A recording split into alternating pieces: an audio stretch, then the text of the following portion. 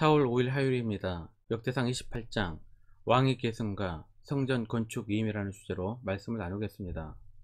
먼저 기도로 시작하신 후 성경을 1-3 읽기 바랍니다. 꾸준한 영성을 여는 당신의 인생을 변화시킵니다. 말씀 다 묵상하셨습니까? 첫 번째, 왕권 이양과 성전 건축 위임. 1절입니다. 다윗이 이스라엘 모든 고관들 곧 각 지파의 어른과 왕을 섬기는 반장들과 천부장들과 백부장들과 및 왕과 왕자의 모든 소유와 가축의 감독과 내시와 장사와 모든 용사를 예루살렘으로 소집하고, 다윗은 성전 건축을 준비하고 성전을 위한 제도와 조직을 마련한 후 다윗 왕국의 주요 인사들을 소집해 마지막 말을 남깁니다. 다윗이 이들에게 말한 주요 골자는 아들 솔로몬에게 왕권을 이양하겠다는 것과 솔로몬이 성전을 건축하게 될 것이니 도우라는 것입니다. 역대기에서 특이한 점은 솔로몬에게 왕권을 이양하는 데 있어서 아무런 잡음이 없다는 것입니다. 이것이 바로 역대기 사관의 특징입니다. 5절입니다. 여호와께서 내게 여러 아들을 주시고 그 모든 아들 중에서 내 아들 솔로몬을 택하사 여호와의 나라 왕위에 앉혀 이스라엘을 다스리게 하려 하실세. 신명기 사관에서는 다윗 왕 말기 왕자들이 왕위를 차지하기 위한 왕위 쟁탈전이 심각했던 것을 빠짐없이 기록합니다. 압살롬은 큰형이었던 암논을 죽이고 서열상 왕위 영순위의 자리를 확보합니다. 후일 압살롬이 반역을 일으키자 다윗은 왕궁에서 도망쳐 피난을 가기도 했습니다. 사무엘하 15장 14절입니다. 다윗이 예루살렘에 함께 있는 그의 모든 신하들에게 이르되 일어나 도망하자. 그렇지 아니하면 우리 중 한 사람도 압살롬에게서 피하지 못하리라. 빨리 가자.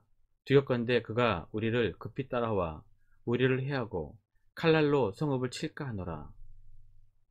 넷째 아들이었던 아도니아도 반역을 일으켰습니다. 이때 다윗의 최고 지휘관이었던 요압도 함께하면서 큰 파장을 일으켰습니다. 열왕기상 1장 5절입니다. 그때 학기세 아들 아도니아가 스스로 높여서 이르기를 내가 왕이 되리라 하고 자기를 위하여 병거와 기병과 호위병 50명을 준비하니, 다윗 왕 말기에 이러한 반역에 대해 신명기 사가는 매우 구체적으로 기록을 하고 있습니다. 하지만 역대기 사가는 이러한 부정적인 역사는 생략합니다. 이것은 역사관의 차이입니다. 우리도 언론사의 성향이나 역사관에 따라 같은 기사도 전혀 다른 뉘앙스로 보도하는 것을 잘 알고 있습니다. 신명기 사가는 독자들에게 왜 이스라엘이 멸망했고 바벨론 포로가 되었는가에 대한 답을 했습니다. 하나님 말씀에 불순종했기 때문입니다. 불순종했던 모습들을 빠짐없이 기록하고 있습니다. 반면에 역대기 사가는 포로 귀환 공동체에게 폐허가 된 이스라엘 땅에 성전을 중심으로 한 하나님 나라를 어떻게 세울 것인가에 대한 답을 했습니다. 굳이 다윗과 솔로몬의 허물을 들추어낼 필요가 없었던 것입니다. 대신 성전과 하나님을 향한 다윗과 솔로몬의 마음과 강력한 의지를 보여주면서 희망을 주고 싶었던 것입니다. 2절입니다. 이에 다윗 왕이 일어서서 이르되 나의 형제들 나의 백성들아 내 말을 들으라. 나는 여호와의 언약궤 곧 우리 하나님의 발판을 봉안할 성전을 건축할 마음이 있어서 건축할 재료를 준비하였으나. 다윗은 성전 건축에 열정이 있었습니다. 강력한 마음이 있었던 것입니다. 하지만 하나님께서는 다윗을 막으셨습니다. 3절입니다. 하나님이 내게 이르시되 너는 전쟁을 많이 한 사람이라 피를 많이 흘렸으니 내 이름을 위하여 성전을 건축하지 못하리라 하셨느니라. 아무리 하고 싶고 열정이 있어도 하나님께서 막으시면 멈춰야 합니다. 이것이 다윗의 위대한 점입니다. 그래서 다윗은 성전 건축을 위한 준비만 하고 솔로몬에게 성전 건축을 위임한다는 것을 대신들을 모아놓고 알리고 있습니다. 6절입니다. 내게 이르시기를 내 아들 솔로몬 그가 내 성전을 건축하고 내 여러 뜰을 만들리니 이는 내가 그를 택하여 내 아들로 삼고 나는 그의 아버지가 될 것임이라. 두 번째, 성전 건축보다 중요한 것. 7절입니다. 그가 만일 나의 계명과 법도를 힘써 준행하기를 오늘과 같이 하면 내가 그의 나라를 영원히 견고하게 하리라 하셨느니라. 다윗은 대신들 앞에서 성전 건축을 하면 이스라엘이 견고해질 것이라고 말하지 않았습니다. 성전 건축보다 더 중요한 것이 있습니다. 그것은 하나님의 계명과 법도를 힘써 지키는 것입니다. 다윗은 이스라엘이 하나님께서 통치하시는 하나님 나라임을 철저하게 믿었습니다. 그리고 그 믿음을 사람들에게 보이고 있습니다. 8절입니다.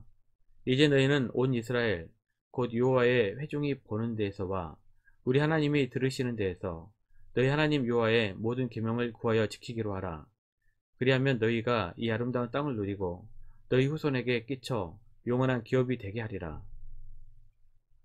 우리 믿는 자들에게는 다윗과 같은 이러한 믿음의 고백이 필요합니다.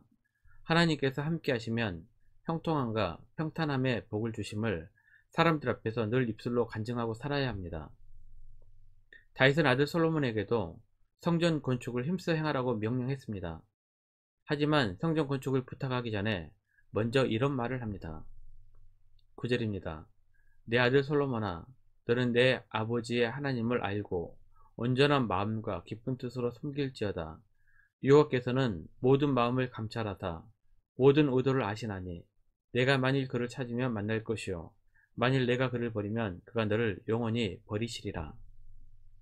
아들 솔로몬에게 성전 건축보다 중요한 것은 마음과 정성과 힘을 다해 하나님을 사랑하는 것이라고 신앙 교육을 합니다. 하나님을 찾는 마음을 먼저 갖추라는 것입니다. 다윗이 솔로몬에게 넘긴 성전의 설계도는 다윗의 머리에서 나온 것이 아닙니다. 철저하게 하나님께서 말씀하신 것을 그대로 그린 것입니다. 19절입니다. 다윗이 이르되 여호와의 손이 내게 임하여 이 모든 일의 설계를 그려 나에게 알려주셨느니라. 성전 건축이라는 사업보다 중요한 것은 하나님입니다. 하나님께서 나에게 말씀하시고 들려주시는 음성에 더 귀 기울이시길 바랍니다. 20절입니다. 또 그의 아들 솔로몬에게 이르되 너는 강하고 담대하게 이 일을 행하라. 두려워하지 말며 놀라지 말라. 내가 여호와의 성전 공사의 모든 일을 마치기까지 여호와 하나님 나의 하나님이 너와 함께 계시사 내게서 떠나지 아니하시고 너를 버리지 아니하시리라. 다윗은 아들 솔로몬에게 성전 건축을 완벽하게 건축하라고 말하지 않았습니다. 대신 하나님께서 함께 하실 것이니 두려워하지도 놀라지도 말라고 위로했습니다. 어떤 일이나 사역도 중요하지만 그보다 중요한 것은 위로해주고 격려해주는 것입니다. 아들에게 자신감을 불어넣어주고 싶은 다윗의 심정을 볼 수 있습니다. 말씀 요약합니다.